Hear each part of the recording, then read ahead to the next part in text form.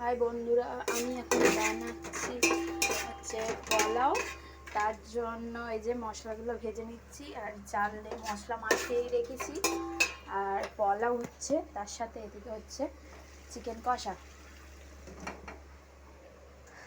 আপনাদের যদি ভালো লেগে থাকে আমার চ্যানেলটাকে সাবস্ক্রাইব করবেন, কমেন্ট করবেন। আপনাদের যদি ভালো লেগে থাকে তাহলে আমি এরকম ভিডিও দেওয়ার জন্য উৎসাহ হব, আমারও ভালো লাগবে ভিডিও দেখতে। দিয়ে আমি চালটাকে একটু ভালো করে ভেজে নেব। আর মশলা বলতে দিয়েছি আমি হচ্ছে তেজপাতা দিয়েছিলাম, কাজু, কিশমিশ, এলাচ, লবঙ্গ, দারচিনি, তার সাথে ঘি দিয়ে আমি ভেজেছি।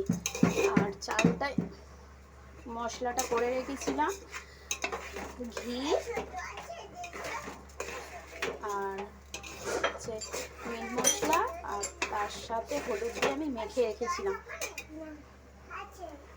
এই যে মাংসটা হচ্ছে কষা।